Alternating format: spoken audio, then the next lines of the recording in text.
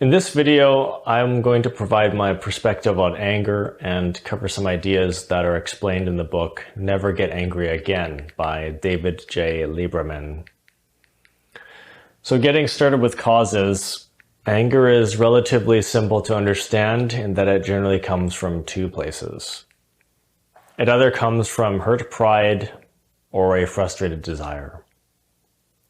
So understanding this, it's easy to see how being greedy with your pride, with your self-image, your character, the amount of respect you want from other people, or being greedy with the things that you want in life can get in the way and cause anger.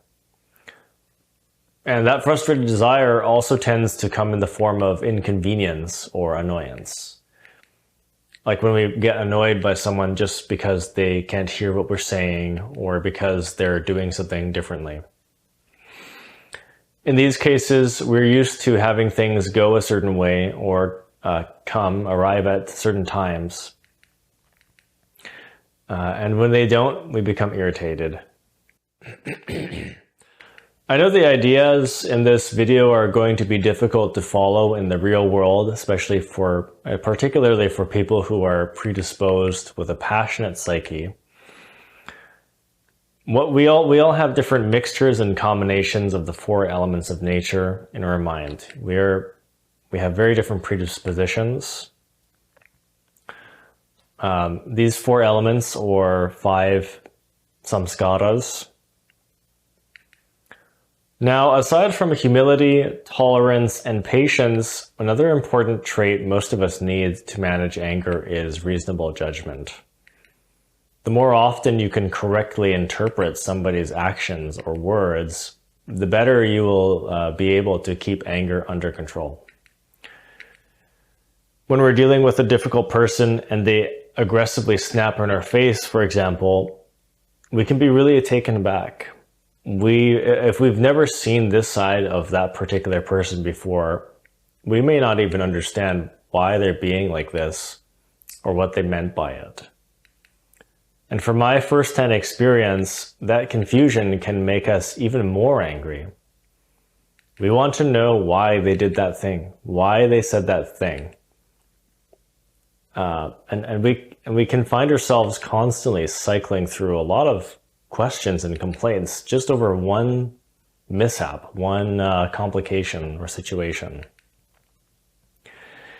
And on the other hand, if you do understand what's going on, if you know this person, if you understand this person, if you don't overthink things as much, then you won't feel crazy when it happens. Because in my case, I spent months getting to know a person that I thought I knew relatively well. And I didn't know that this ex-partner at the time we were together, and I didn't know that she could have such a terrible, bitter tone, this very bitter, cold anger for almost no reason, and express it in this very cold and bitter way. Until after a year of knowing her. And I mean, yeah, sure, I knew that she was generally a moody person. I could see that from day one, but I had never really seen this side of her to this extent, act the way she did that one night. So if I had just realized the fact that these kinds of people or this person could be sometimes like this, really overtaken by uncontrollable, impulsive bouts of anger, where the person is almost black and white, unrecognizable from their usual mood and personality. If I had known this and seen this earlier on, then I would have seen it coming and I wouldn't have been overwhelmed by the confusion. Because when I received that one remark from her that night, I really didn't understand how she could be like this or the meaning of it. I really couldn't tell if she was deliberately trying to hurt me or if she was just so consumed by annoyance. that she just had to insult me. So I kept contemplating that one little sarcastic remark for 10 years, right? Just because I didn't understand it. Like, I've never seen anything like this. I've never met someone like this who's so black and white. So just the confusion itself made me even more angry. Just confusing myself by it and overthinking things. So what's the motive? If someone deliberately tries to hurt or disrespect you, that's probably going to make you even more offended than somebody who just has a short temper and tends to just react around others with less self-control.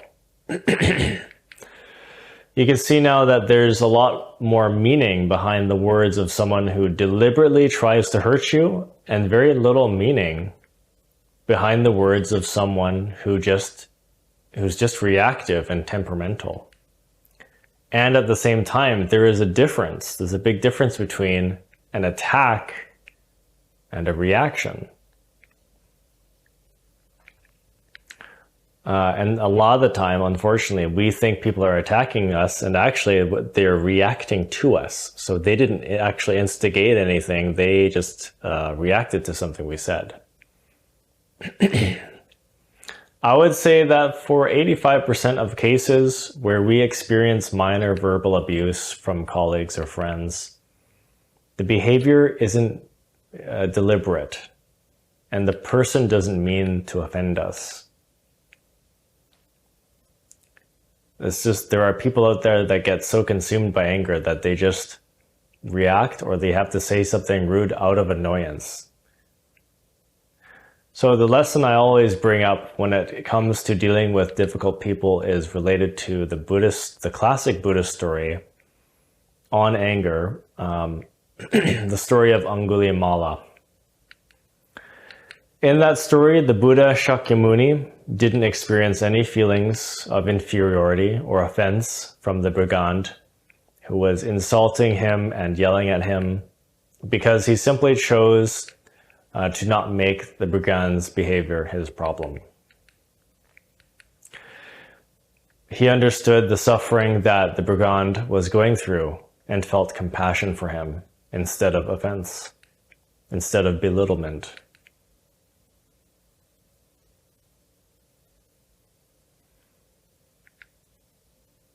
This process of shifting perspective on a situation is called reframing. And we really do have a choice about how we receive situations in life. Try to understand the impatient, irritable, haughty, passionate energy that some people have in their psyche. The fire energy, samskaras, is very difficult to control when you have a lot of it. Extremely difficult to control. If these kinds of people bother you too much, you'll have to just keep your distance or cut ties with them. That's the first thing. The same mindset can be applied to criticism too. When someone criticizes you, you have to understand the meaning before taking it so seriously. Are they criticizing you because the person thinks that there's something wrong with you and you really need to change?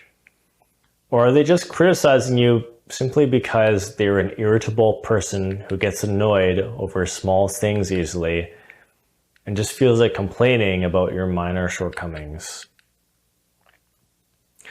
If they're criticizing you for the later reason, which isn't really a reason at all, then you see that there isn't any significant meaning behind what they're saying. At the end of the day, it might be something that doesn't amount to very much anyway. This is definitely an area that even reasonable and mature people get bothered by and struggle with, because they have just enough pride to remain attached to their self-image, to the belief that they're intelligent or shrewd, an impeccable judge, knows what's right, or whatever it is they believe to be. And then along comes this person who seems to crash that or crush that idea rather, and because they just don't get it, and they think that you're something else. And others think a lot of inaccurate things about us, don't they? We get accused of all sorts of erroneous things that we aren't or didn't do, like lying or doing something purely for money or status, or being self-righteous, a self-righteous know-it-all, and arguing for the sake of a kind of sense of power, or being homophobic or transphobic, just innumerable things that people perceive or conceive about us purely with their imagination and assumptions and concepts. And it's not rooted, and it's so frustrating for us on the receiving end, getting that criticism or those ideas when it's not rooted in facts and it's not rational. Like when someone has this imagined idea about you, and they keep telling themselves this concept about you, but it's not even based on real facts of what they've seen, and yet they seem to believe it so firmly. So they're so convinced that that's you. Now, aside from more obvious forms of verbal abuse like insults and aggressive attitude, criticism was the second most difficult cause of my anger to deal with, especially because it had always been an ongoing occurrence for me. And so there were many criticisms that I had to learn to look at as insubstantial flaws that I had that were not worth worrying about. And in this process, I developed a better understanding of my worth, because if I had felt that I was good enough all along, then why would I be concerned about some flaw that someone pointed out? So you need to know your worth and reduce your perfectionism. Otherwise, every little thing that someone says about you will bother you. Authentic self-worth and self-love is another conscious trait that we have intrinsically. We just don't always realize our self-worth because we have something called an ego, which is an aggregate comprised of conditioned consciousness. So if we understand that our conscious essence is unconditionally loving, then ideally we really shouldn't have to depend on external conditions like our career status or social status or background or the way we look and sound to accept ourselves. And of course, this takes developing in order to actually embody this belief, this kind of perception of self-worth, this sense of self. And of course, that is part of the great work that we do. When the ego does diminish over time, the samskaras break away over time, you get a more accurate sense of self, which is more selfless. I've personally meditated on criticism a few times, and one answer I got was ultimately showing me that the problem we have as a species is that we simply have too much self-importance and sense of self. And this is relative to other humanoid species on other planets and galaxies. We are far too proud, far too ashamed, and far too concerned about ourselves. So spiritually, the lesson on pride and anger is that we simply need to reduce our sense of self to be happy and free of conflicts like this, these interpersonal conflicts.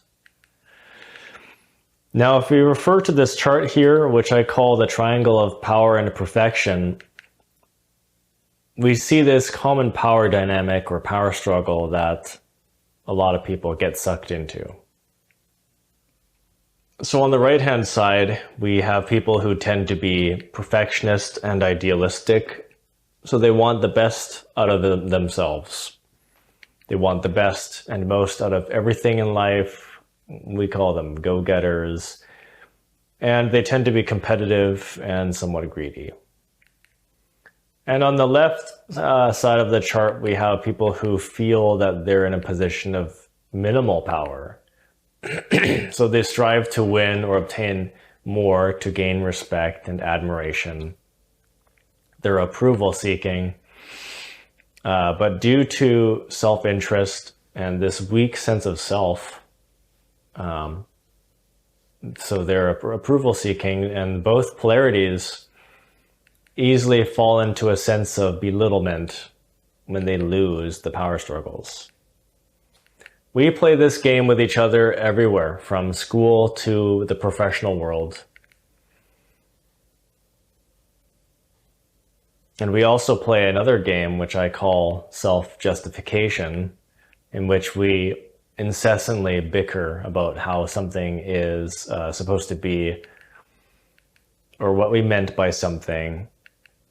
That's probably the most common way that we get angry, when people misinterpret what we're trying to say. It's a game in which we're not particularly trying to dominate, but we're constantly defending ourselves and trying to preserve our self-image.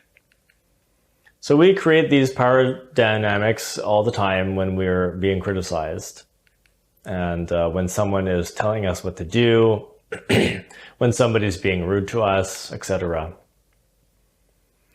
But when we look at power dynamics that have a lot of polarity, like in competitions related to career or social status, on both sides of the spectrum, whether you win more power or lose it, both parties tend to carry very strong feelings of insecurity, and perhaps greed, and lots of shame, and lots of pride, sometimes narcissism, all of which are attachments. So the main problem is that potential for developing a strong inferiority complex when we create the idea that we're in a power struggle. So when we reduce our level of self-importance or desire to be perfect or win, we bring ourselves closer to a state of equilibrium, in which we are not opposed in this battle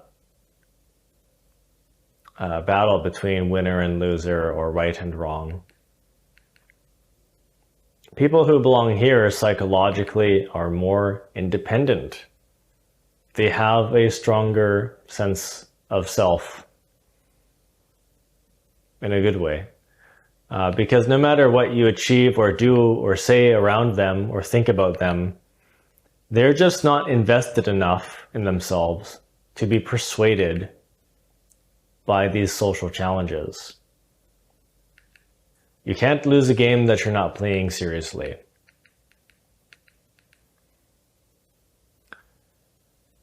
If you're suffering with chronic anger and resentment from a past trauma, you are dealing with a problem that is much more severe than everyday mundane anger.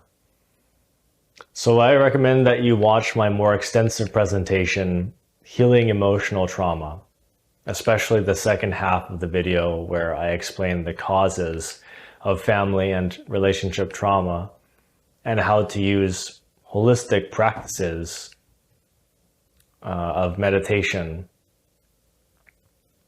to heal completely.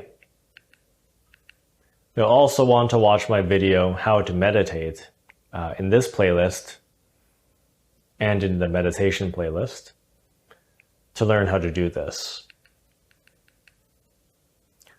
Inferential peace.